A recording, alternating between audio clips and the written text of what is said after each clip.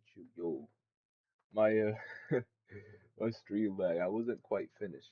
I wasn't quite finished, but something was going on with the internet. My internet cable disconnected, and it messed up everything. We back though. We back. You think we're done? No, we're not. We're not. We're never done. We're never close to done, my friend. Never. We're just getting started, bro. We're never done, man. Never. I tell you that. I tell you what, man. Never. Before they contact you, go ahead and give us a call Never back and let done. us know, okay? Okay. On the phone is Kelly Kirkendall, reporting that her father, 75-year-old Richard Andrews, mysteriously vanished. Officers are sent to his address, and minutes later, they arrive to investigate. Hello. Well, I'm doing better than you guys. How's it going? How are you? Carmen. Carmen? All right. You know me. Let me just talk to you. Waiting for Sergeant Rodriguez are Carmen, Kelly, and Cassie, daughters of Richard Andrews, the missing elderly man. As he Oh, Smells I like don't know what just happened. Okay. And his first and last name? Richard Andrews. And what is his home address? Is it the 430 Dale? Correct. All right, Kelly, I've got this report started. I'm going to hand it over to the officers. I just need you to try to find a recent picture of him. And if you hear from him or anything changes before they contact you, go ahead and give us a call back and let us know, okay? Okay. On the phone is Kelly Kirkendall, reporting that her father, 75-year-old Richard Andrews, mysteriously vanished. Officers are sent to his address, and minutes later, they arrive to investigate. Hello. Well, I'm doing better than you guys. How's it going? How are you? Carmen. Carmen? All right. You know me. Let me just talk to you. Waiting for Sergeant Rodriguez are Carmen, Kelly, and Cassie, daughters of Richard Andrews, the missing elderly man. As he begins speaking to them, hoping to learn more about their father's disappearance, a familiar face steps out of the house. So, we have no idea. The neighbor talked to my husband. This is my husband, Mike. Hi, Mike. I'm sorry. I'm He one. hasn't seen him in a day and a half or so. I haven't seen him longer than that, but his phone's been ringing. His sister's called. Nobody knows where he's at. So, Okay. And is this normal? no. What's wrong? Okay. What's that? Nothing. Do you know where your, is it your grandfather? Yeah, it's my grandpa. Do you know where he's at? No, I have no clue where he's at. No. He didn't tell you anything where he was going? Did you see him leave? No. So basically what I did see was him talking to somebody out here. He was kind of like parked a little farther out. Like he pulled off to the side a little bit. They're talking in the window. I looked down. That's it. He Oh, did that- tell me that he was going up to the res, but I just got confirmation from Greg, right? But he's not there, so I don't know. Which res? Colville? Colville? Yeah. Okay. Yeah, he has property up there, but we already put a phone call up there, and they said nobody's Nobody's there. About what time was it when you saw him last? I don't remember. Was it morning, afternoon, night time? It was afternoon. Afternoon? It wasn't like late afternoon though. Okay. You know, like, Alrighty. While officers are surprised to be speaking with Isaiah and his mother Cassie for the second time that day, their priority right now is finding his grandfather, Richard. With the timeline now established and Isaiah believed to be the last person to see Richard, Sergeant Rodriguez turns his attention to him. But as their conversation unfolds, he begins to notice something strange about this family. Is it, you said you saw him about a day and a half ago? And that would have been, yesterday afternoon sometime or the day before? yesterday, no, not yesterday. Was that a day? A day and a half ago. So Friday, today's Sunday. Friday. So- yeah, bro. so I need to November stop 1st. smoking the weed, bro. When you saw him, what were you doing? What was going on I with was sitting that? right there, smoking. Okay, and where was he? Right there, talking to that guy. And then I looked down, boom. And then that was Okay, that. Like, it's Was it weird for you that he wasn't here or anything like that? no? Okay. Okay. He be gone for weeks. yeah. Oh, because he has his He property. be gone for weeks at a time. No one be hearing That's from him. why he's tripping. Why are we tripping? Yeah, bro. Y'all, Yeah. y'all. But the only thing that's weird is that he left his wallet here. and That's his the phone. only weird thing that got me. Okay. Okay. Okay. But it's not. That's very strange to me. That it's normal for him to be gone weeks at a time, but not But we know where he's at. usually down at the Yes. Colville. Yes. What stands out to Rodriguez is how differently the family reacts to the disappearance of their relative. While Isaiah and his mother Cassie suggest that Richard's absence isn't especially unusual, with Isaiah even casually smoking weed, his daughter Kelly sees it very differently and appears genuinely concerned for her father in a way the others do not. That's when Isaiah's father, Anthony, arrives, bringing with him the breakthrough they've been waiting for. Yeah. What you talking about up there? Yeah, So You need to go down to a shop and take some pictures down there. To me, it looks like there's something going on down there. It looks like some burnt that's laid out there and some Where's the shop? shops down in the valley. you know where the motorcycle shop is? That's just, if he's not here, he's usually down there. Oh, I got you. I thought something. Do you think something else is going on down there? No. I'm just saying that if he's not here, he's down there. No, And he's asking. no, what I'm saying is that's something that was out there. It was looked like there's some burnt up shit out there that's never been there. I don't know the address. So what's Carmen's address? Well, A day and a half ago. He's already out. Bro, why y'all keep all in? No, bro, y'all pissing me off, bro. Yeah, you're pissing me off too. Everybody pressing me like I. No, it's okay. You're the closest thing to him. Okay, the last and I person told we you- seen. That's why. So All right, I'm not gonna get. no need to get frustrated about it. I just have to keep repeating myself. Would you be able to take one of my officers down there to where the shop is at? Yeah. Just so that way we know exactly what we're talking about. Right. And so that way if he's there, that's great. Right. Do you remember what he was wearing, Isaiah? I do not recall. Because that's part of the report that I'm taking, so I can enter it into the I'm system. not bugging, bro. Okay, I know. I'm just letting you know. Typical. There's slippers, I think. Okay, well, we leave No, that. those are in the house. So remember any jewelry? Jewelry. No. You don't wear jewelry. Okay, hold on. Let me I'm sorry. let me talk to him. Thank You you. don't wear jewelry. Okay. You want to have him follow him? Yeah. So, because we don't know the exact address, if you want to follow Anthony down to his shop down in Cascade Valley. Okay. His cell phone's here, wallet's here, everything's here, dog's here. Just whatever he had on his person in his pocket is all we have. Okay. So, all right. Thank you. Anthony and several other family members head to the shop with a deputy, while Sergeant Rodriguez stays behind to gather the remaining details. As he does so, he takes note of the family's statements so far, and what stands out is Anthony's frustration with Isaiah. It seems like the two of them know something the others don't, as the way Anthony questions his son sounds like he's accusing him of being involved with Richard's disappearance. Meanwhile, Isaiah is being defensive, claiming everyone is overreacting. His mother, on the other hand, remains calm, smiling, and at times even answering questions that weren't directed at her. Rodriguez notes the contrast in this family's behavior and steps away to drive to Richard's shop. But before he can go, Isaiah's mother would make a horrifying statement, one that would come back to haunt her. So I'll get this logged in, and then if you guys have anything, give me a call. Get out of your car and come get my kid. Put him in cuffs right now. Don't say anything right now. We don't know. Okay. I'll call So you. yeah, let me know. Okay. Thank you. Those statements are coming from Isaiah's mother, Cassie, as she approaches the officer just out of frame. In a sudden shift, Cassie tells the sergeant to arrest her own son, catching him completely off guard. Just moments ago, she hadn't seemed particularly concerned. Now she's adamant that Isaiah is guilty of something. It's a sharp change in behavior, one that leaves officers wondering if Cassie knows far more than she's letting on. For now, the sergeant doesn't fully understand what Cassie's implying, but in the next few minutes, her urgency will make a lot more sense. Are aligning. By now, Anthony is on his way to Richard's shop, just 2 miles from the house, with a patrol unit following closely behind. And as the first deputy pulls up to the shop, he notices several other family members have also gathered. Expecting to find a lead on Richard's whereabouts, they would instead uncover something no one was prepared to see.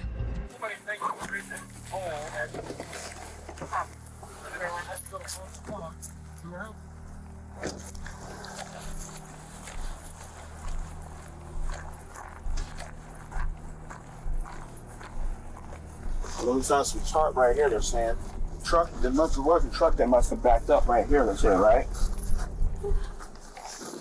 Okay.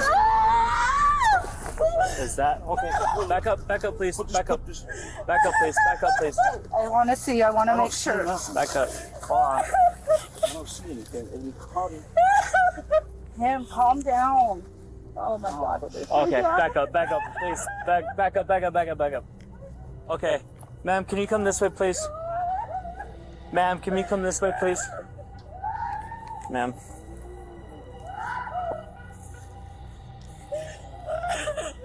$141, Mac. I need 106 to my location.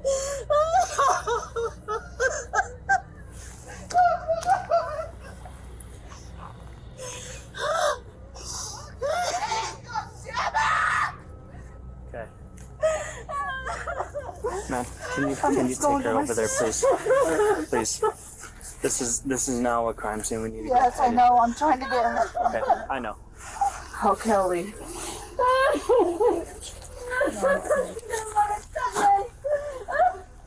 Sarge, he's buried in the ground.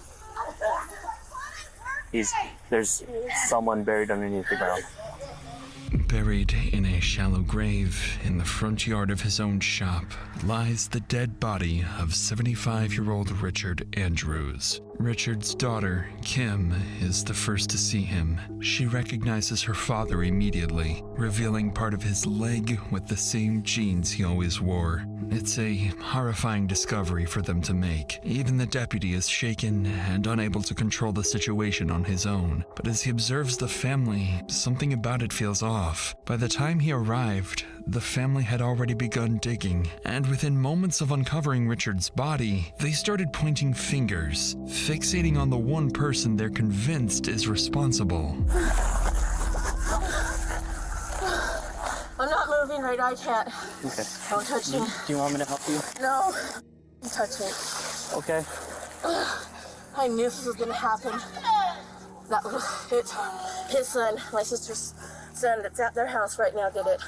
And the gun's probably on the bed. It's a rifle that's laying in my mom's bedroom on the bed. And he has mental illness. So we're having the county respond, okay? And their supervisor is gonna come, and they're probably gonna set up a containment, okay? Please, I just ask that you guys try to cooperate as much. I can't make any promises. No, we're not leaving. Okay, well, ma'am. I'm not coming in here right now. Is somebody over there if you getting wanna- that little psychopath? Hold on. If you want to do what's best for No, what I want to Richard do right now, is go to my okay? dad's house. I just need you and guys. do something. Please don't, okay? I just need you guys to at least try to have some understanding, okay? And I want you guys to listen. To the officer's surprise, Kim doesn't hesitate to blame her nephew, Isaiah, despite there being no direct evidence linking him to what happened here. Shaken and unsure how to handle the situation, the deputy allows the family to remain at the crime scene even after the body is discovered. Then, 2 minutes later, Sergeant Rodriguez finally arrives, stepping straight into the chaos. He tries to regain control of the situation, but it doesn't take long before he loses his patience. Where are they at? He's under there. Okay, we didn't touch, did we? They touched it when I was coming up here. They were touching it. Ma'am, let's get away, please, ma'am. Ma'am, we need a preserve, okay? Come on.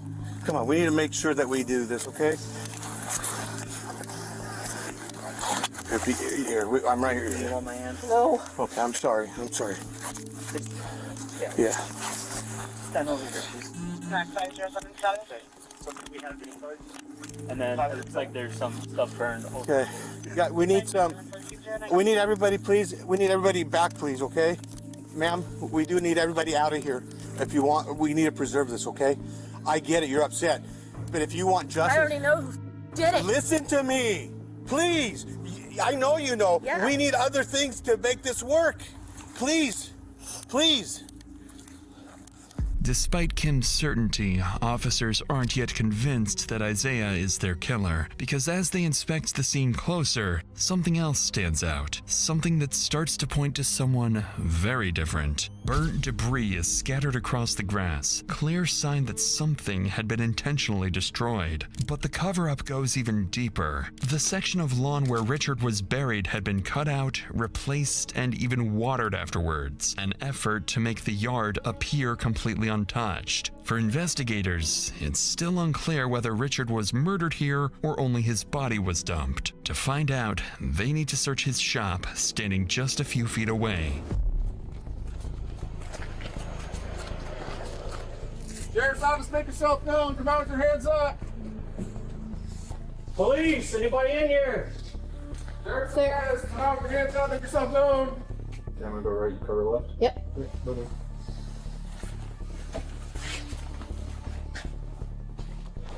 want to bump up to that door? Got it? Clear. Up ahead is Richard's shower, and strangely, the deputy notices it appears to have been recently used, suggesting the killer may have been here only minutes earlier. Officers then continue clearing the rest of the shop, finding no signs of a struggle. Nothing to suggest Richard was killed here, so they shift their focus to securing a search warrant for his house, a search that would end very differently. As officers begin to regain control of the chaotic scene, Richard's daughter Cassie arrives, the same woman who had told the sergeant earlier to arrest her son, Isaiah. Why she accused him before the body had even been discovered is now a question detectives need to answer. But first, they have to break the devastating news to her. Yeah, we can't. I know. I'm sorry.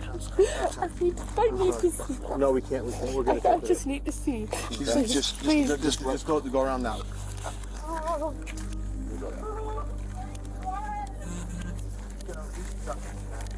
That's gonna be his, but the family members are the ones driving it. So. What? No. Please, let me see. No, you can't go. Now you can't. Listen. You I can't. just gotta see. Anthony, we can't cross. Okay? Look over the I know top. I'm not gonna go across the line. She just wants to look over the line.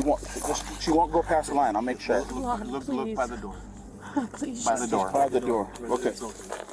Naturally, Cassie is distraught, not only because her father is dead, but because she suspects her own son may be responsible. For now, officers continue securing the scene and prepare to send Richard's body for autopsy. But as they do, they begin to overhear the family frantically talking amongst themselves, and what they're saying would suggest the situation is only escalating because someone else might be about to get hurt.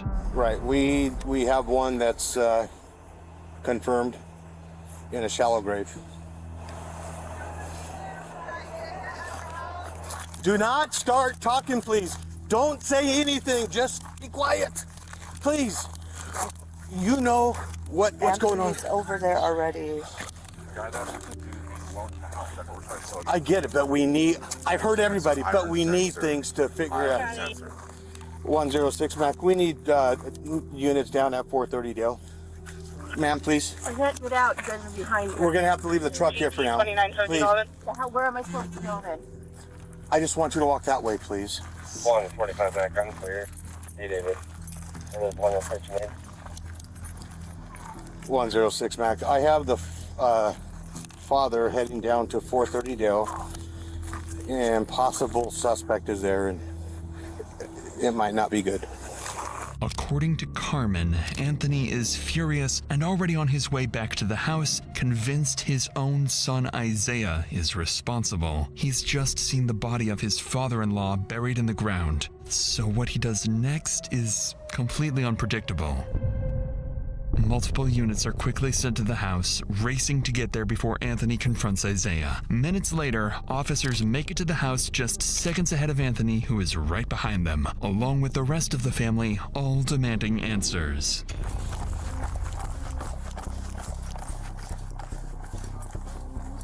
Let her get her point, David. Nope. Just stay back. Stay back. Stay back. Back up. Stay back. Go back now. Yo, come on. Did you, Isaiah? Nope. Need you guys to stay back, okay? Please. Just to the left. Secure him in your car. 12 minutes. Frisk him for weapons, please. Did you do it? Please stay back, sir. Sam, did you do it? Look at me. Did you do it? Please. I need you to stay back, sir. Did you do it, Isaiah? Look at me. Why would I look at you? Yeah, you're my firstborn. Did you do it? There. One more time. No, bro. Oh, I'm sorry. That's not the same. My lawyer. All right, just go ahead and get in here. Have him take a seat.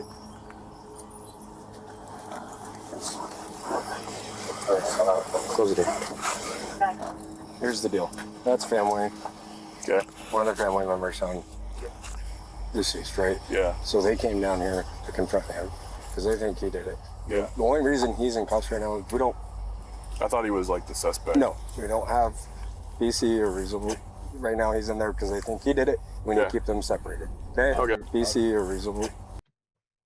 Abbreviation for probable cause. Right now he's in there because they think he did it. We need to keep them separated. Okay. Okay. Got it. Cuffs right now. We don't. I thought he was like the suspect. No, we don't have BC or reasonable.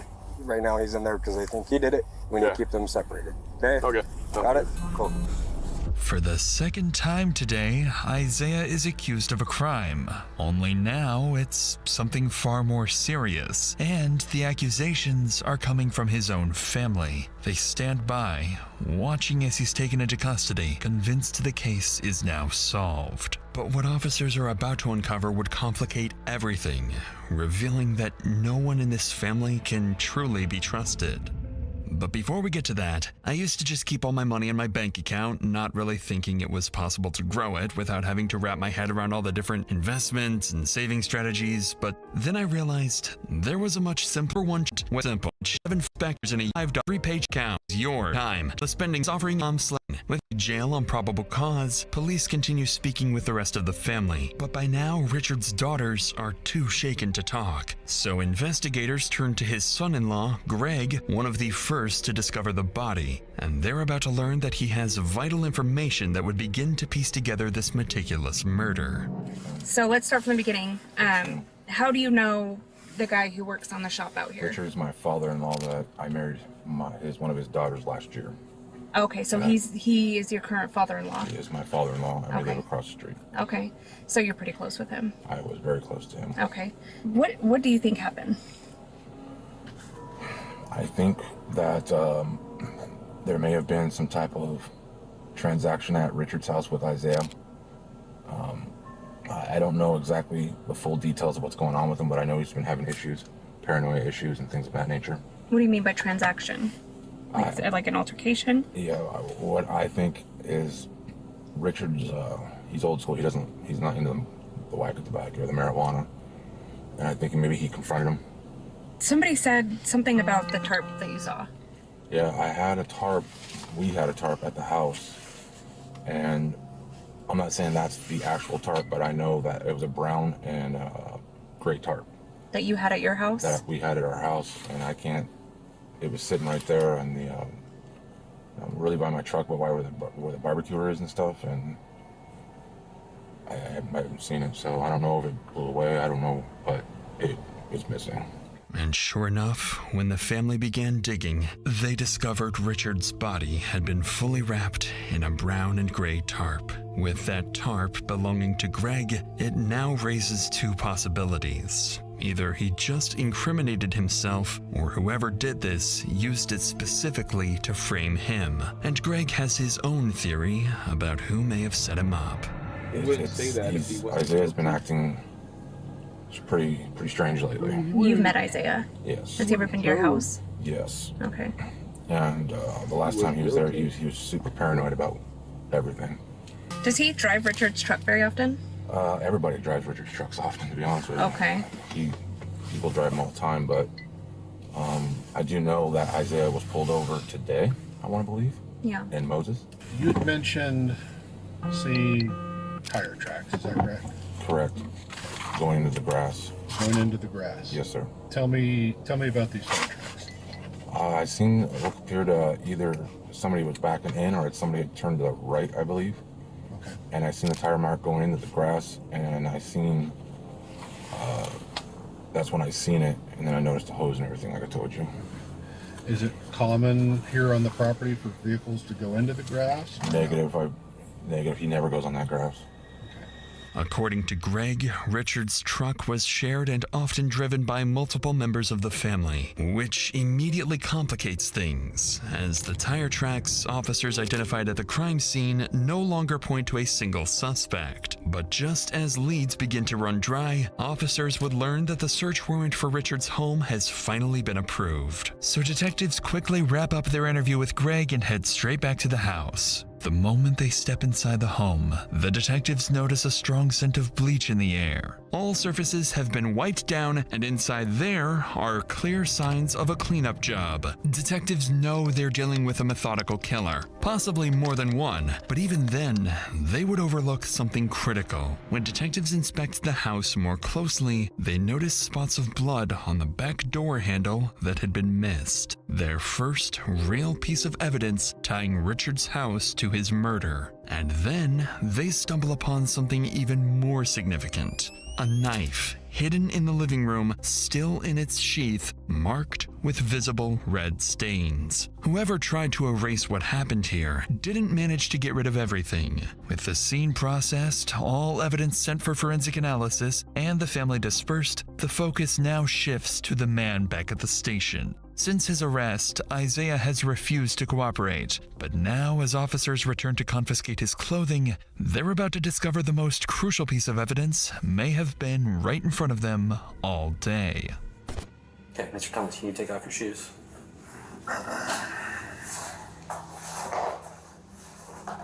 And then take off your sweatshirt. Bruh, it's hell cold. Okay, I'll try to get you another blanket. You got 2 blankets there. I'll try to get you another one. Oh,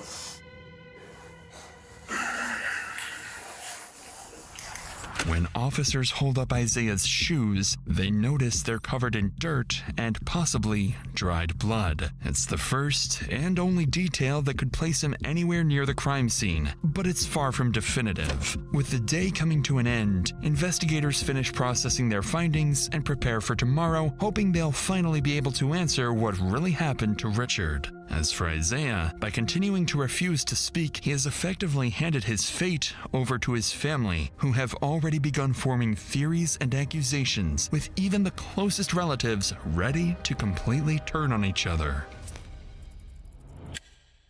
The next morning, after nearly 12 hours of detectives digging through the family's past, troubling rumors begin to surface alleging Isaiah might have been involved in an old cold homicide case that remains unsolved to this day. Detectives also hear whispers that Isaiah's own parents may have helped cover it up, and may have even known what happened to Richard long before anyone else. These are serious allegations that detectives will need to explore carefully. But right now, their immediate priority is uncovering what truly happened to Richard and who's responsible. To do that, they begin calling family members into the station for formal interviews. The first to arrive is Isaiah's father, Anthony. Among many other details, detectives need to address one critical question. Why was he so quick to suspect his own son? Was it simply a gut feeling, or did he know something no one else did? Oh, I think it was a week ago. Right? When it was the week before this incident happened. And Kim is like, you guys need to come down here. And Isaiah's acting crazy. We go down there and we walk in the house. And as soon as we get in the house, he's like, he has this big bag of weed that you could tell that he got from like the dispenser or whatnot. Mm-hmm. It's big. On my eyes, it was about this big. Yeah. What the are you doing here? Like, this is what you kicked me out of the house for, right? I was like, yeah. He says, what the you doing here? This has nothing to do with you. And I was like, listen here, man. Your aunt was scared because you're wilding out up in here. So then I'm looking at him, and he was like, say I'm lying. Say I am. He's got a butcher knife like this, and he just like, but he's like crying. Say I am. And say this, if he had got me, it would have been all of us. Mm-hmm. So I just said, I'll leave. Where did I mess up? As a father, did I do something wrong? Like, what did I do? Because this is not you. And he was just like, you're the best dad ever, man. I couldn't ask for a dad, man, better than you, man. It's kind of like, you did everything right. You're a great dad, man. And then Kim's like busts out crying. And then he's just like, get the out of here, motherfucker, I'll kill you. Naturally, this account from Anthony catches detectives off guard as they realize the incident may have foreshadowed everything. So they pause the interview and look into it, confirming that it did in fact occur. 1 week earlier, police were called to Isaiah's aunt Kim's house after reports that he was experiencing a manic episode. And as detectives review the body cam footage of that incident, it quickly becomes clear why the entire family believes he did it. Please don't shoot this tase the fuck out of him, because he got a knife. He's got the knife with him? Yeah. Okay, That's my husband. Okay. That's our oldest son. Okay, what's his issue? Like, is he... Do you guys want to just stay out here? I know he's your son, but we just don't know what the situation is, right? Isaiah, do you have a knife on you? Do you want to go down to the ground just to verify, man?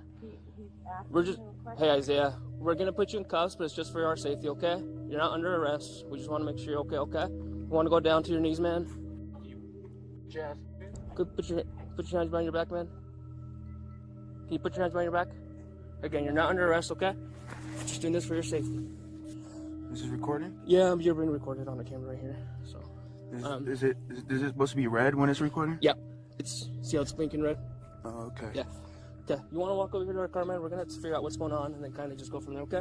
When officers detain Isaiah, they find him in tears, struggling to hold himself together. And as they pull him away from his family, he's about to tell officers something unexpected about himself. What's going on today? I'm just going through a lot of shit right now, so. Okay. Do you have any plans to hurt yourself or anything like that? Nah, not. I mean, I guess everybody do, you know, but I mean. Do you have any plans to hurt yourself today? Nah, not today. Okay. But this past week. Just having a rough time. Yeah. But it's all good, bro. I'm bounce back, bro. I'm gonna shake back. Yeah, but it's all good, bro. I'm gonna shake back again. Yeah. And again. And again. Do you want to go to the hospital or anything like that? And again, huh? Do you want to go to the hospital or anything like that? Nah, bro. It's good. Like, I'm good. So what was the deal with the knife? I got a swisher in there. It's it's a blunt, basically, and I use a knife and I split it to take out the tobacco to put my weed in. Okay. At first. Okay. But then me and my aunt started arguing and that knife was on the table, so. And you just had it already? It was already there. And we started arguing. I wanted to leave, but it's not that big of a deal. I was a good person, bro. No one said you're not a good person. I've never met you. I'm just saying, bro, like. And what happened? I just lied, bro. Clearly, there is sympathy in the officer's voice as he realizes the man in front of him has been dealt a very difficult hand in life. And although Isaiah downplays the incident, in hindsight, it would read very differently. Because perhaps this was the last and only time something could have been done to prevent the tragic fate of Richard Andrews. After analyzing the incident and forming a clearer picture of Isaiah, detectives return to finish their interview with Anthony. Through his account, it becomes clear he believes Isaiah's issues stem from two factors: prolonged marijuana use and repeated head trauma from his time as a wide receiver, a position notorious for heavy hits and brain damage. Anthony also goes on to clarify crucial details about his son's mental state, making it evident that his initial suspicions of Isaiah were rooted in his son's increasingly unpredictable and volatile behavior. So with Anthony's perspective now on the record, the interview comes to an end and detectives move on to Richard's daughter, Kim, the person who found the body. Kim goes on to explain why she immediately suspected her nephew Isaiah, pointing to his history of violent psychotic episodes, including pulling guns and knives on family members, as well as his white vans covered in dirt, something she says is highly unusual for him. Notably, she ends the interview by saying she fears that if Isaiah is ever released, he will do it again. With the case against Isaiah growing stronger by the minute, detectives then shift their attention to two more family members, Richard's daughter Chrissy and her partner Floyd. Unlike everyone else, these two family members are about to become Isaiah's best and perhaps only chance of shifting how detectives view Isaiah's role in all of this. It's hard to kind of start this off, but as far as it would have been your father, right? Yes. So I find out that they find my dad buried in the back of his shop. I already knew. I told them, why are you letting that motherfucker stay at my dad's house? You know he's gonna kill him. So I know you have questions for me, and then obviously I have questions for you, and I think they're both geared around the same. When I got there, bro, it was weird. Weird. And I'm like, man, something's not right. So I left, and that's when I told her and explained it to her. I even knew something was wrong before you had this episode. I said, something's not right with this kid. Something, hey, you guys might want to be careful. Sure as soon as we leave, yeah, all hell's break loose. Explain to me now the background, how you knew something weird was going on with Isaiah. Because prior to this, he was staying with us. And I'm not exactly sure what happened, but he starts a confrontation with my son.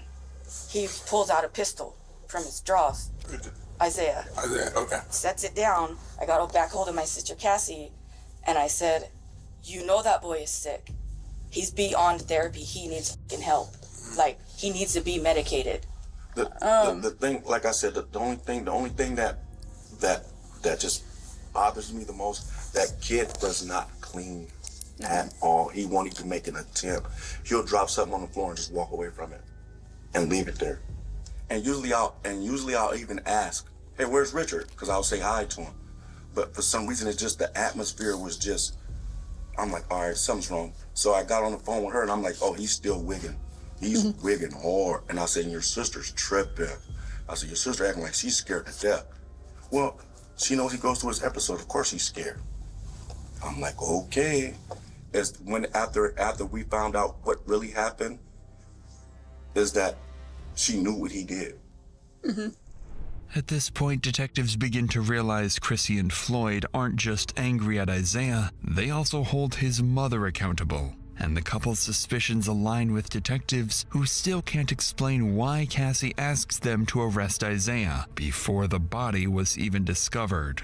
So with all of this in mind, detectives would ask them both point blank who they believe is truly responsible for Richard's death. So I'm on the same page as you. You guys believe that Isaiah's mom knew that She had knowledge of it. Richard. She had to have knowledge of it. I mean, that kid wouldn't have cleaned. That kid wouldn't have done none of that because he ran over to the neighbor's house and tried to take their car. Did you guys get that information? Yeah. Yes. All right. So he's sporadic. He's not clean. He's trying to get off. He's trying to run off. He's trying to do whatever he can do to get out of the situation. He's not thinking about cleaning. He's not thinking about picking this guy up and putting him in the back of a truck and burying him. And then go down to the valley to go get a tarp, and go back up there in her dad's truck, and they see it, and go back up to the house and wrap him in the tarp, and then come back and down to the valley, which is across the street from her sister's house, and bury him in his auntie's house. When you said that you believe that she knew, do you believe that she helped cover the body and cleaned up? I can't go that far. Okay. I can't go that far because she doesn't have that mentality. At the end of this conversation, if she's not arrested by then, I don't know what to tell you guys, but she didn't sort it up like per se, like, oh, Isaiah is gonna do this, and she manipulated the situation to her advantage. She knew what her son was capable of. She knew how to get him to that point of manic and psychosis. To detectives, accusations like these don't come lightly, especially between sisters. Additionally, Floyd's description of Isaiah aligns with what detectives already believe, that he's impulsive, messy, and incapable of thinking ahead. And with the next interview set to be Cassie herself, detectives understand just how much weight this conversation carries, not only for Isaiah's future, but for Cassie's as well. There's a lot they still need to figure out. Her unusual behavior outside the sergeant's car, her possible involvement in Richard's murder, and even lingering questions about a potential past homicide. But they know these answers won't come easily. They'll have to approach this carefully, waiting for the right moment to press her. And as her interview unfolds, watch closely for the moment Cassie begins to fear she's the one being implicated. There's no easy way to start this conversation. Go for it. Okay, sorry. I'll work through it. Okay. So, How has Isaiah's mental health been in the last few years? It sounds like he's been suffering. The last year for sure. Last year? As far as like his mental health, is it something that he's diagnosed with, or just something you guys started noticing? We started noticing. I'm trying to remember everything. October. It was before October of 2023. So back for around. Yeah. About I believe that's when he started smoking, and he didn't want to work. He didn't want to do that type of stuff, and we kind of were like, well, he's going through it. You know, he's done playing football, and that's something he's done since he's 5 years old. You know, big life change. Oh yeah, no school, no schedule, no workout. Clearly, Cassie appears emotional, possibly even carrying a sense of guilt as she speaks about her son. Beyond that, nothing about her behavior stands out to detectives as suspicious. But as the interview continues, she begins recounting the same incident at Chrissy's house, where some noticeable differences between her story and the rest of the family starts to emerge. I knocked on the back door. She doesn't keep her back. She uses it for her front door, but it's just... And I walked in, and my son's sitting at a little kitchenette table there. There's marijuana all over, a big bag, some paraphernalia. But he's sitting there with a knife. And I walk in, I was like, son, hey son, what's going on? What are you doing here? I said, well, what's going on with you? Is everything okay? And he didn't see my husband. His dad came in behind me, and he seen his dad, and instantly he's pissed. What the are you doing here?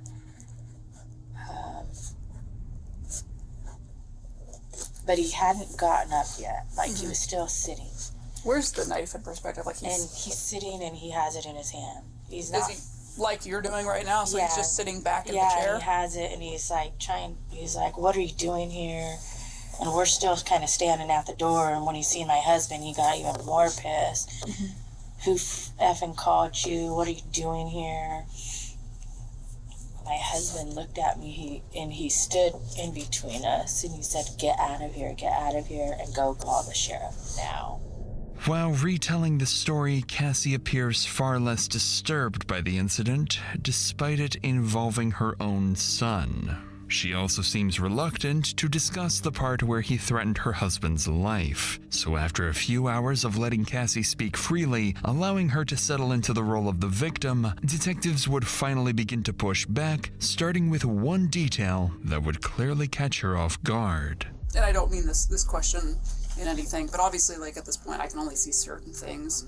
Did you guys explain all of that about him pulling the knife on Anthony to the deputies? Yeah. Okay. And dispatch, too. And dispatch, she too. said, don't go back in there. Mm-hmm. But I get why they're angry with me, too. You know, that's my son. And they don't think I did anything to try and help him. And I think most of it is emotions are going to be high right now. And They'll never talk to me again. I already know that. And they've made other threats. They've also said other things too. And I don't know if you want to talk about those right now, but I think Detective Hunt is following up on that part, but the weird, vague comments about this is potentially not the first time Isaiah has done something. Yeah. And I didn't hear any of it. I was in the house, but they were really going on. Like, he's done this before, and... Like, killed someone? That was the implication. But she also said that my husband and I helped cover it up, and that they know the name. Tragedies like this happen, and people don't find their loved ones. well, at least we found my dad. Clearly, Cassie is distraught, not only at the prospect of being ostracized by her family, but also at the possibility of being suspected by detectives as Isaiah's accomplice. But there's still one more question detectives need answered, after which they'll have made up their minds about Cassie. When you went to Sergeant Rodriguez and you made the comment that it's him, you need to get him in cuffs, you need to get my son in cuffs. Why for you in that moment did you knew it was Isaiah? Where was your mindset at? I know I'm asking you to explain like a gut instinct. It's I was just the things he kept saying, like, you guys, why are you pressing me? He's like, he's gone all the time, weeks at a time. I said, how long has it been since you've seen him? And he's like, a day and a half. So you've got kind of every other family member that's here that's worried and everything like that, and his response didn't seem to match your guys's. Right. You just know. You feel it. It's just like, then I'm like, he has to get handcuffed. He has to go to jail. You know, I just felt it. And I'm his mom, you know, and I'm not in denial. And I do think personally you did the right thing. I think you handled everything as best as anyone could, as best a parent could. And I don't think that me saying that's going to bring you any comfort, but I do believe it. Despite her unusual behavior, the detective appears to take Cassie at her word, believing she may be genuinely innocent. Her family, however, remains unconvinced. After wrapping up this and several other family interviews, investigators find themselves between a rock and a hard place. So far, there's no concrete evidence that Chrissy or anyone else was involved. In fact, at this stage, there's barely enough to definitively prove Isaiah's involvement. So Isaiah remains in jail, hoping that with the right lawyer and no further discoveries at the house, he might still be able to walk away scot-free. 1 week passes before the case finally sees an update, but it's not the one investigators were hoping for. The autopsy results have just come in. According to the coroner, Richard died at his home from a severe knife wound to the neck that resulted in significant blood loss. He also showed signs of blunt force trauma to the head, along with bruising around both eyes. His body was then dragged out and later buried in a shallow, tarp-wrapped grave at his own shop. But even with these horrific findings, it says little about who was responsible for Richard's death, other than suggesting it was someone deeply disturbed. And with every passing day, both detectives and the family begin to fear that the person or people responsible may never face justice. More than 2 months pass, and the case begins to stall. But then, investigators catch a break. They receive a major update from the jail where Isaiah is being held. So detectives rush over and meet with one of Isaiah's fellow inmates who has some very interesting information to share. We're both detectives with Mosley PD. First off, we're not here for your case. You're not in trouble or anything like that. This is about a different case that we wanted to talk to you about. With Isaiah Thomas, how does he act in there? Crazy. He's kind of like out of his mind. Yeah. What kind of stuff does he do? He bangs on the door, and then he starts screaming blood, blood, blood all night, and he doesn't let us sleep at all. Okay. So all night he's keeping people up. Yeah, he is. Does he piss people off there? Yeah, he does. Okay. What have you heard as far as like his case? Well, that he killed his grandpa. Yeah. That he let his throat open. Okay. And that before he killed him, that he asked him if he believed in God. Oh, really? Yeah. What did the grandpa say? That he did. Okay. And then he just did it. Did he say why he killed the grandpa? Yeah, he was his grandpa was him. Oh, really? Yeah, since he was a little kid. Okay. Yeah. When he killed him, was grandpa trying to do something to him? Nah. Is this just he had anger towards him or something? Yeah. Okay. Sure enough, what the inmate describes aligns with key details from the autopsy, particularly the fatal wound. But even then, investigators can't be certain. The inmate could be telling the truth, or saying whatever he thinks will benefit him in hopes of a reduced sentence. But that uncertainty would soon come to an end with an update from Isaiah himself. 2 weeks after speaking with the inmate in early February, Isaiah pleads guilty to second-degree murder and unlawful disposal of human remains. On March 10th, he is sentenced to a maximum of 20 years in prison, along with mandatory mental health treatment and no contact orders involving several family members who cooperated with the investigation. As of now, no other family members have been charged, with law enforcement ultimately concluding this was a solo actor homicide, dismissing any allegations of parental involvement. And as for the alleged prior homicide, police have so far found no evidence linking Isaiah to any unsolved cases. Yeah, bro. I don't think he killed somebody, but y'all believe what y'all want to believe out there. This is a movie from Dr. Insanity. Appreciate you. Appreciate you. Anyway, that's YouTube for the day.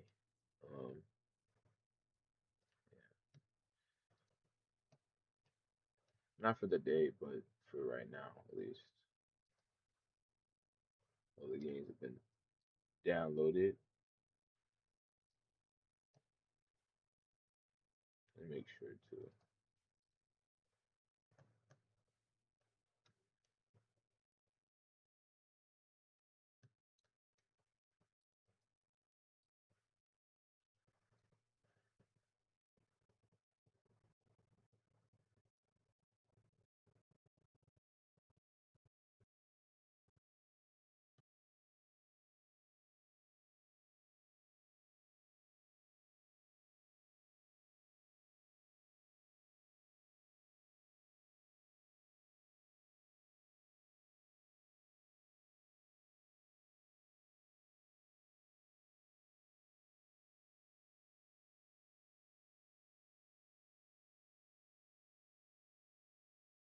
%.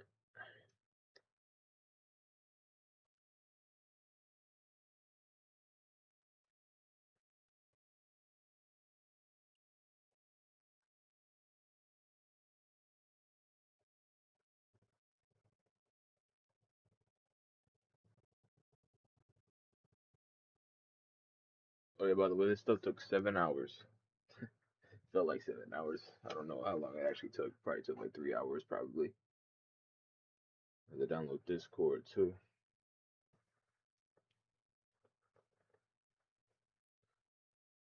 Guess I'll do that.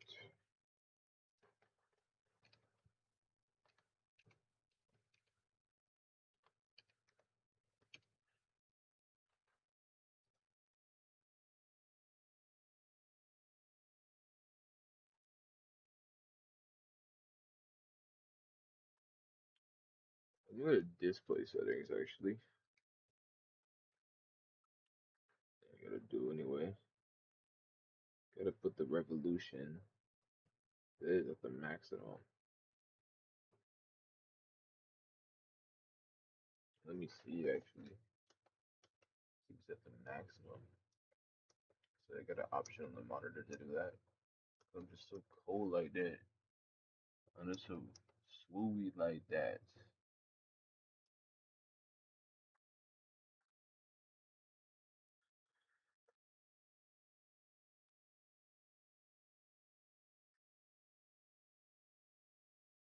My heart, I should sue you for that.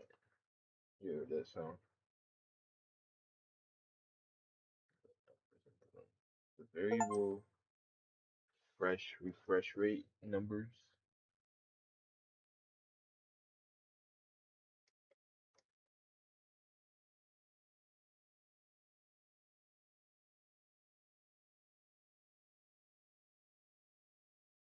Super sharpness. Put that on.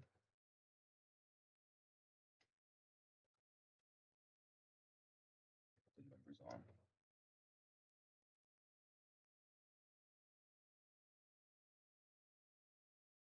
Fresh.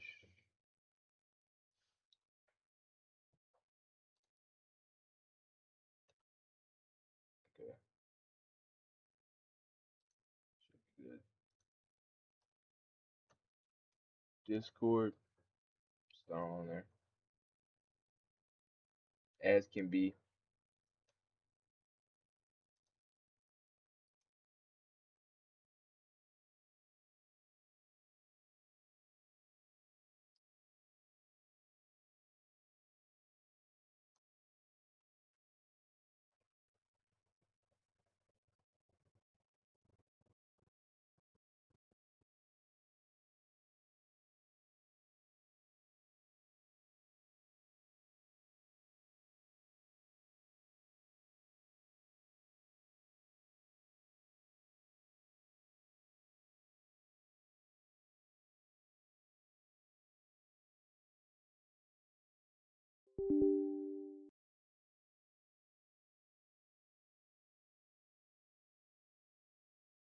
Authenticating.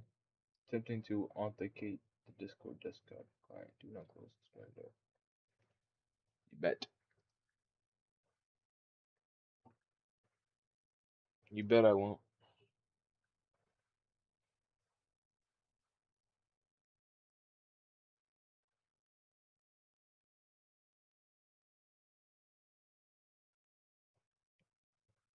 So I'm a good guy.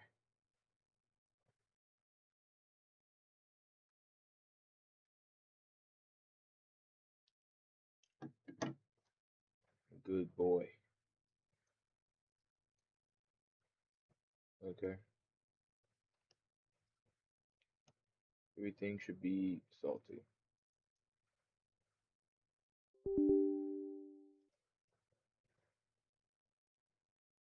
Okay, it's running the script, but we're playing GTA 4. Continuing that. Oh, 60 hertz. Before we do that,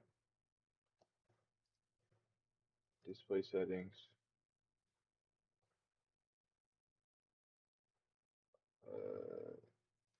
That's graphics. 30 hertz. But this is, which monitor is this? Oh, we're gonna do the 199. That's 200.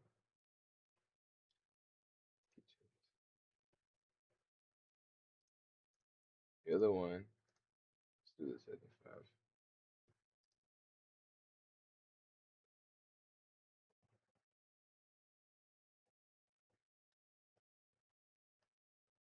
What is happening?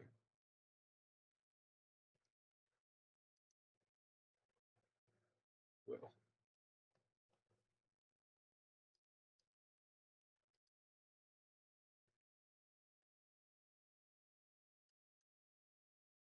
English, continue, continue, continue. Okay.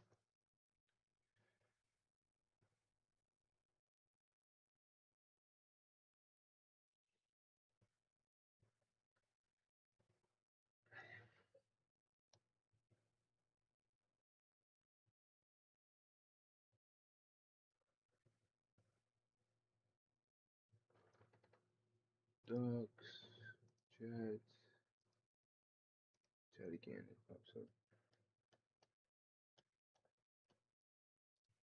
And close. Alright then. Let it run the installation.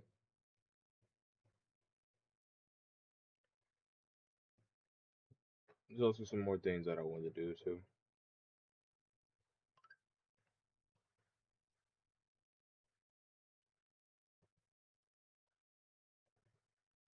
Might fail though.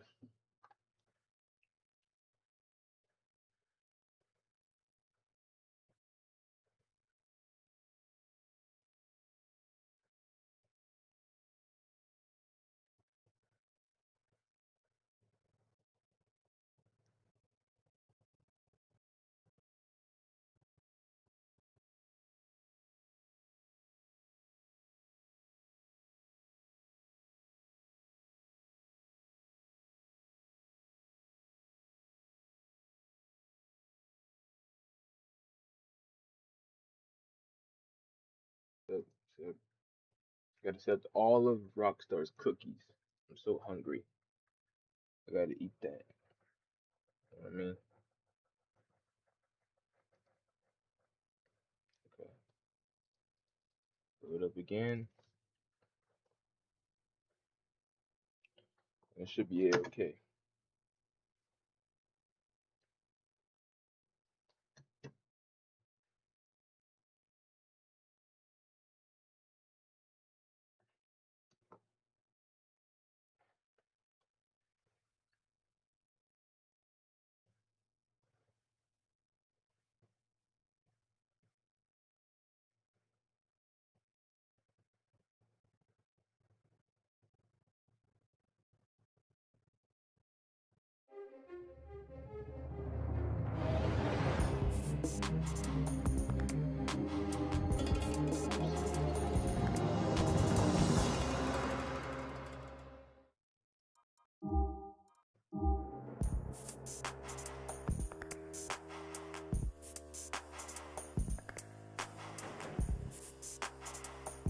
Now I'm generally running this at the right resolution.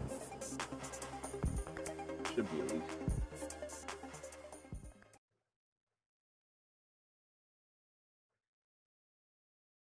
Okay.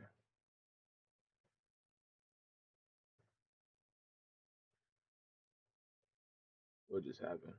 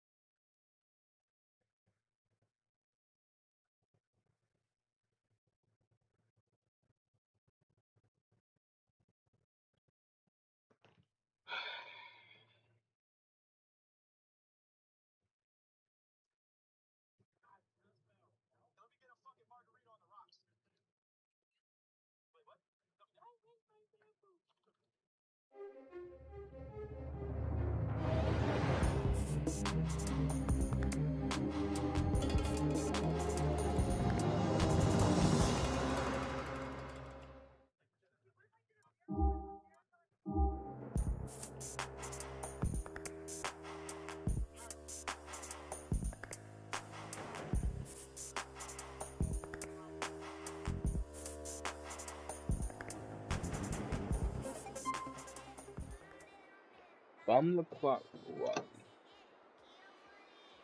Bum the clock, Wally. Did I do that? Well, did I do that mission or not?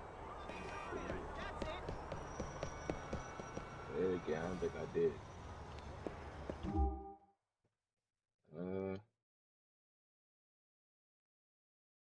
The Ray Bucho. Wait. Sorry, but I need this. I'll beat your fucking ass! With the hottest reggaeton and Latin hip hop. Sorry, but I'm professional now.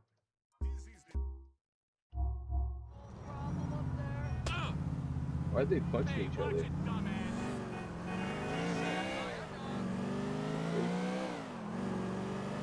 Middle of these.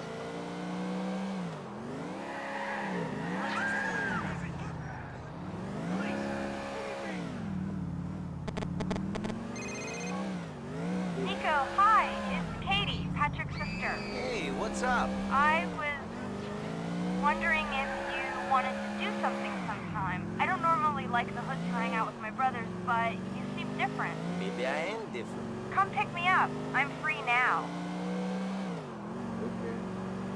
Sure, I'll be there in the next hour.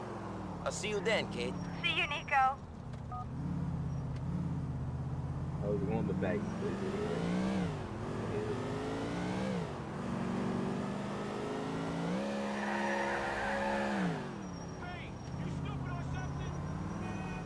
You're going to kill me!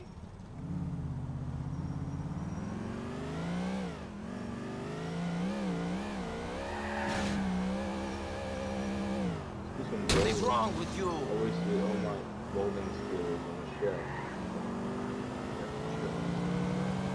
Here.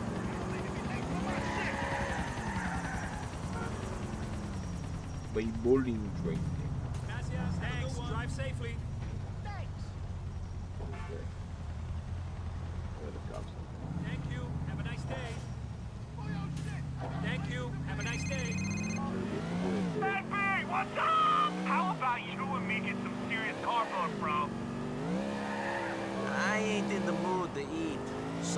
juicy. All right, SB, if that's how you're playing it. We're gonna hang real soon, though. I gotta see.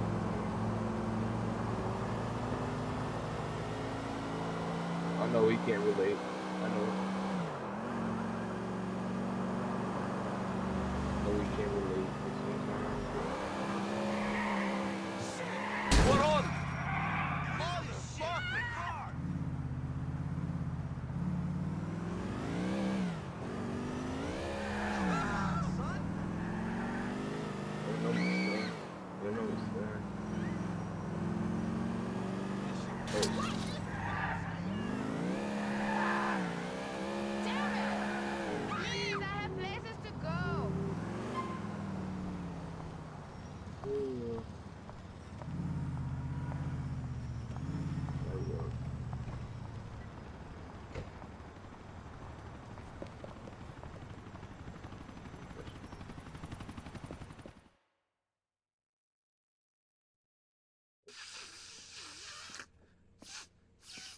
Do this instead of Kate. There he is! Nico Bellic!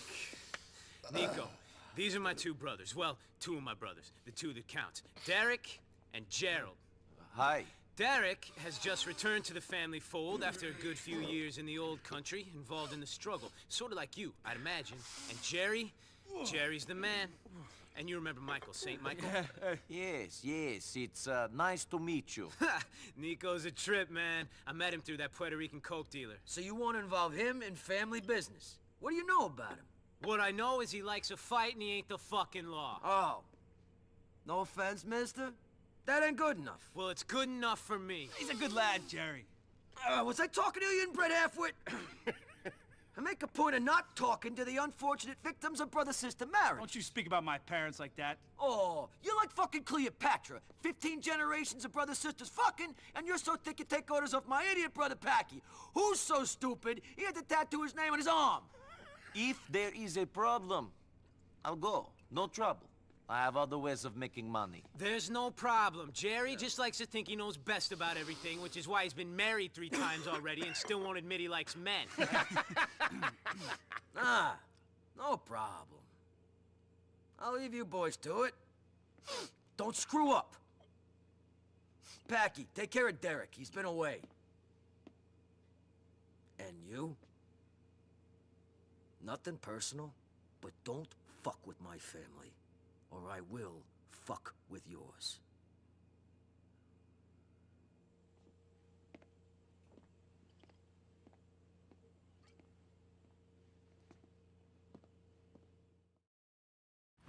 All right, we're heading to the southern Algonquin branch of the Baker Liberty. Let's do this.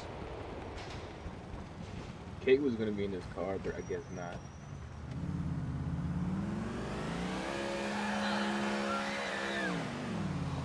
All right, here's how the shit is going down.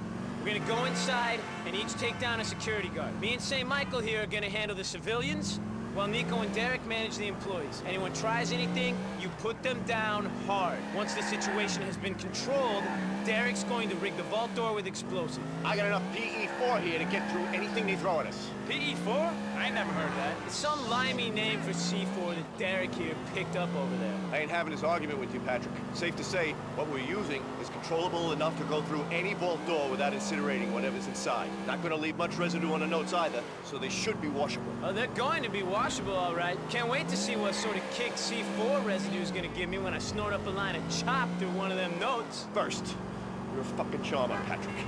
Second, it's PE4, not C4. Whatever, at least I'm honest about my habits, Derek. You know nothing about nothing, Patrick. I'm honest about me demons. Hit the needle on the old head there, did I, Derek? Expression is, hit the nail on the head, Packy. Really, Michael? You don't think I know that? And Jerry was right about you, Mikey. Your parents must have been twins to produce a kid as dumb as you. I'm surprised you ain't got 3 eyes, no balls, and a club foot. Don't bring my parents into this, Packy. All right, all right. Do we all know what we're doing? Once the vault door blows, I want Nico and Michael to go down into the vault to get the money while me and my brother handle the crowd control. All makes sense to me. If you guys can stop arguing for a few minutes, then I think we might be okay.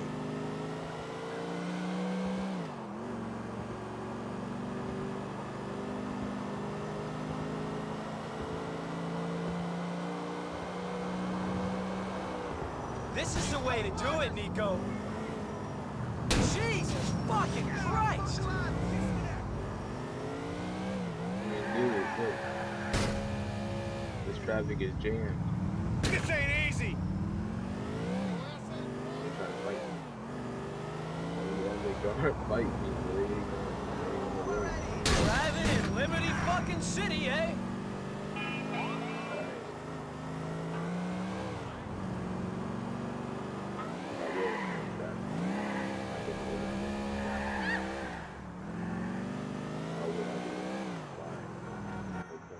This is it, boys. Moment of truth.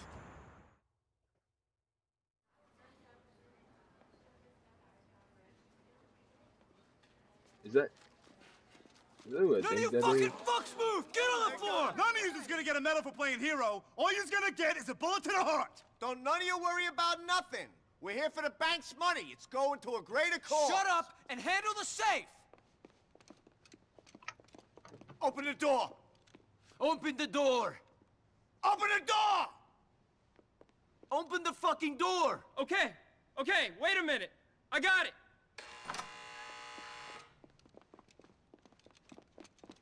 Get on the floor! Now! But sir. You too! Okay.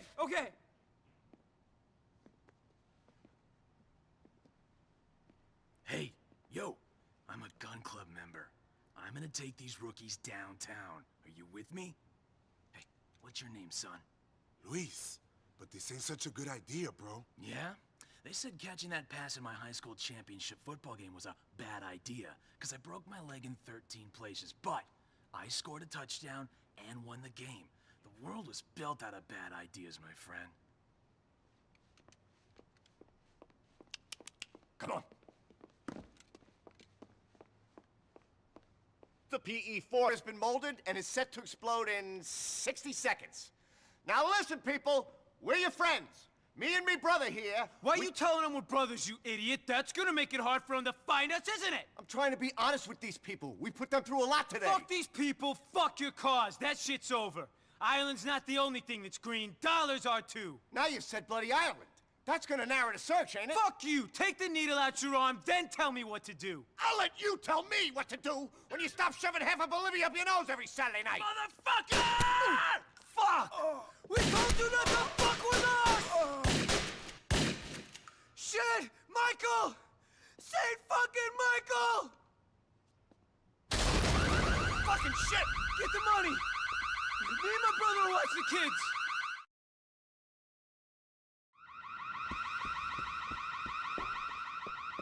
Ooh. Everyone, keep your heads down.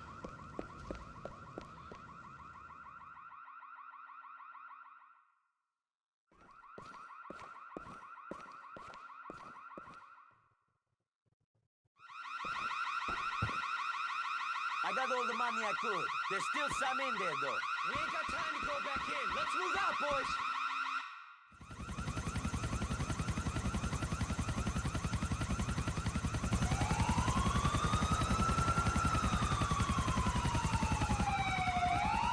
Let's go! Get out of here, everyone! Come on, let's do this, people. Go, go, go, go! Move in, move in.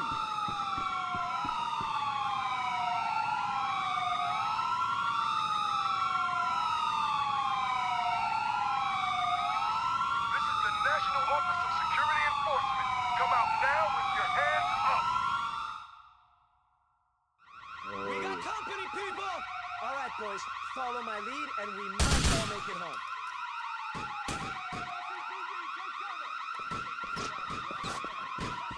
I'm not gonna follow that lead. It's dead. It's suicide.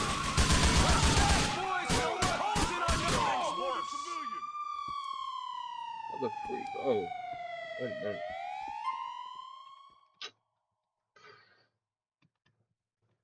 I was following the guy's lead. And I ended up dead. How ironic.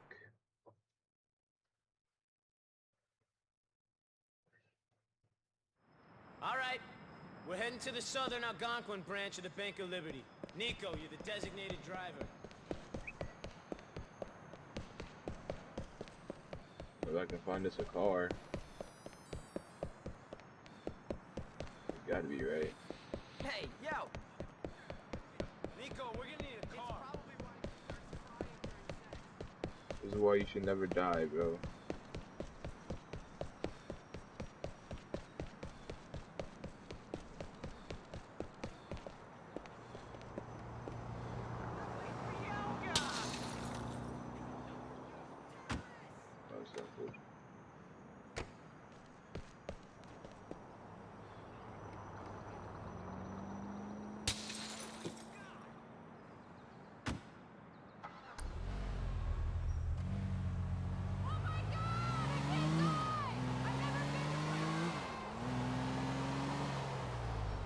Let's do this.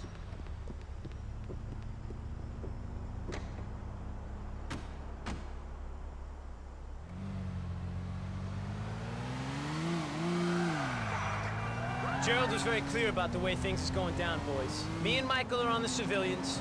Derek and Nico are on employees. Derek, did you sort out the charge for the vault door? What's that mean? Of course I sorted out the charge. What do you think I've been doing all day? I don't know. Nodding off with a needle sticking out of your arm? Patrick, you were such a sweet little boy when I left this city. You was gone a long time, Derek. From what I remember, you've changed too. This is an emotional moment. I can feel the brotherly love in the air. Maybe we should just talk about the job, though? Sure. So, Derek, you got the charge rigged up to your phone? Had a bit of trouble with that.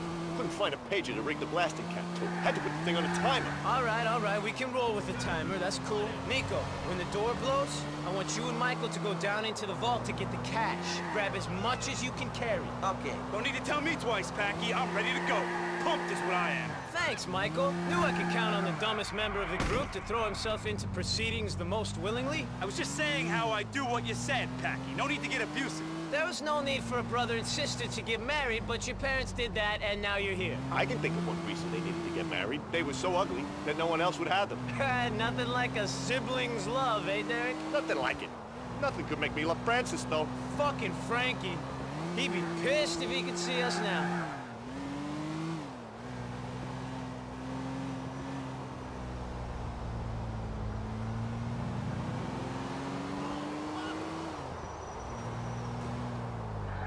Jesus fucking Christ!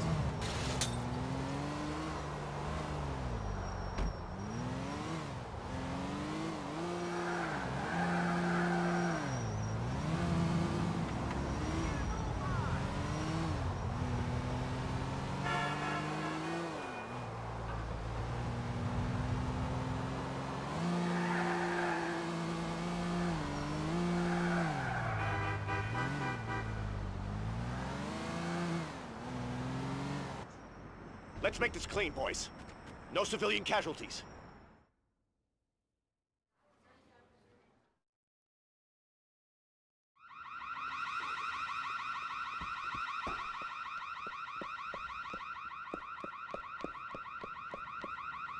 We're nearly done here. Keep calm, people.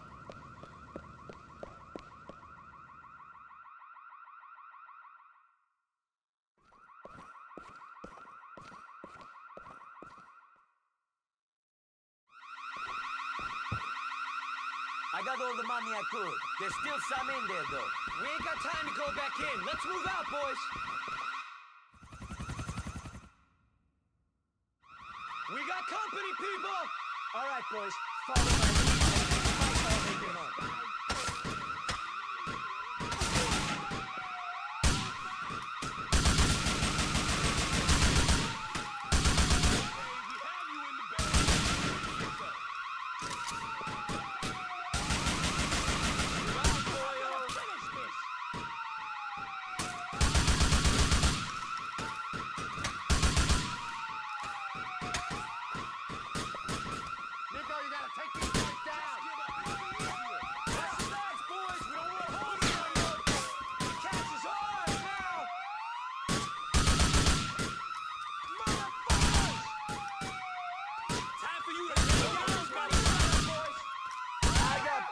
For this money, I ain't dropping it.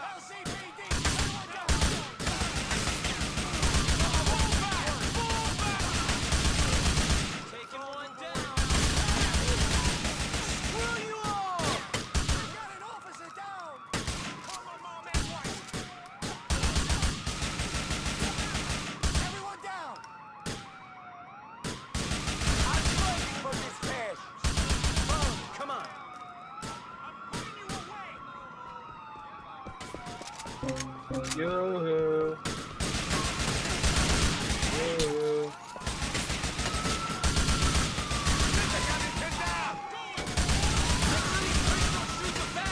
Those with bullet holes in them are gonna be mighty hard to get rid of. I haven't seen combat like this since Belfast. You don't want to die for the bank's cash. Let us go fucking peaceful like. This is the way we're going.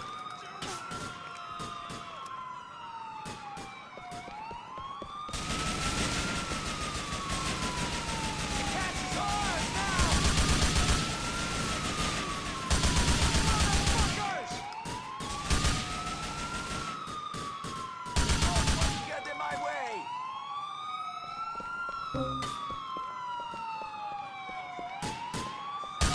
Giving up this money.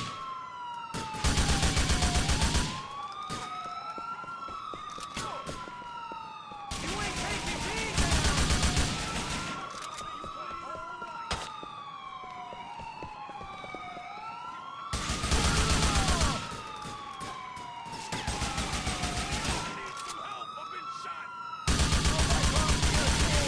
You don't want to die here. Let us go fucking peaceful like.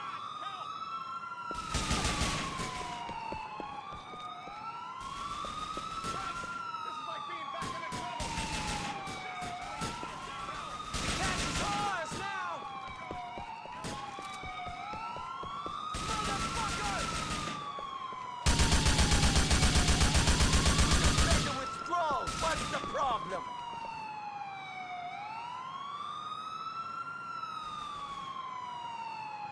You ain't taking me down.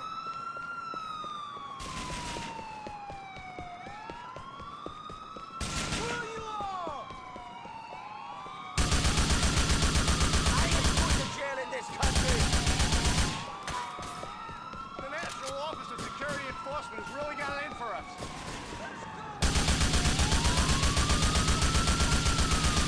Shut it, go, another call on a fucking cop. There ain't no reason to get in my way. Sorry, Brad.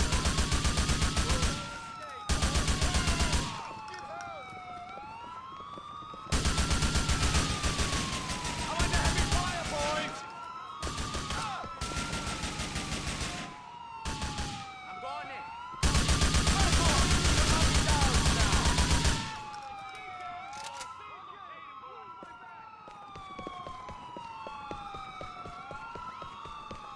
What is Packy doing? Giving up this money. You don't want to die for the bank's cash.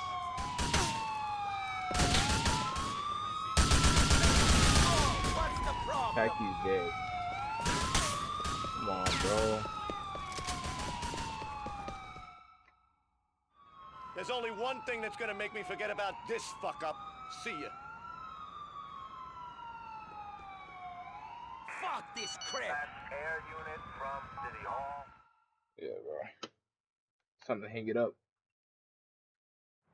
All right, we're heading to the southern Algonquin branch of the Bank of Liberty. Nico, you're the designated driver.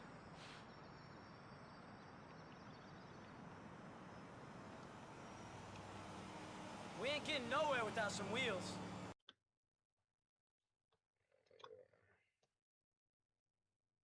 Yeah, controllers.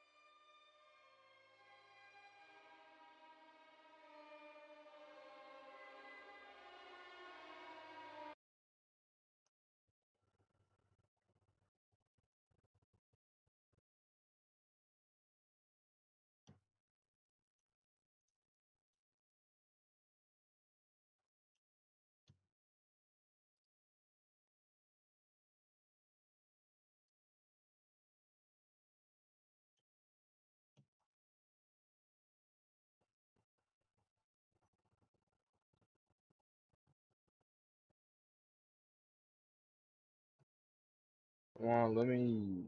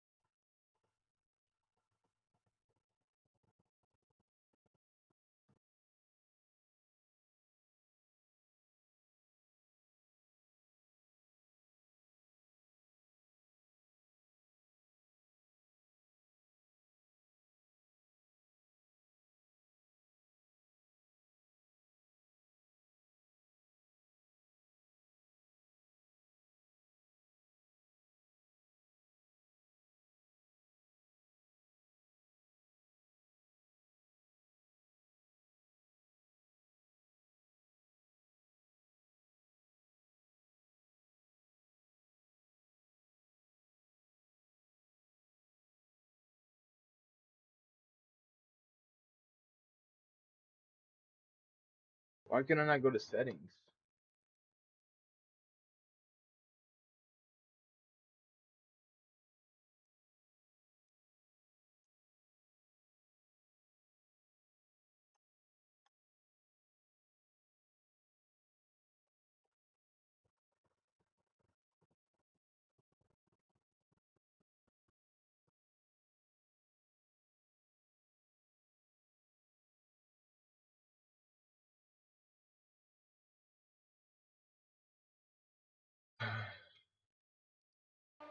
I'm stressed for right now. I'm trying to play the game with a controller.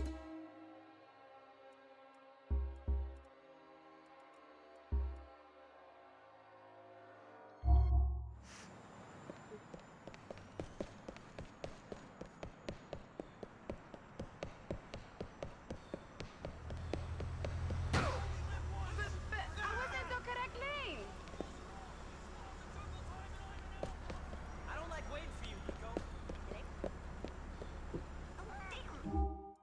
Oh my gosh, bro.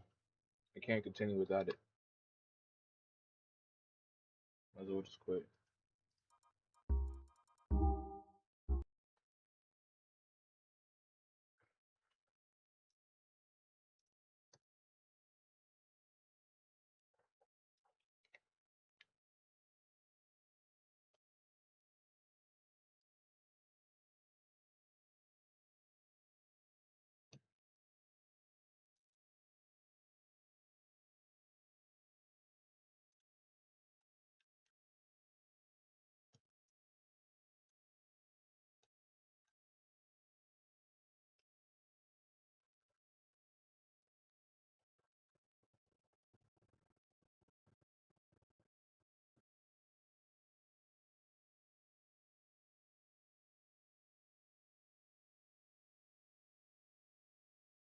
Thing being so weird right now.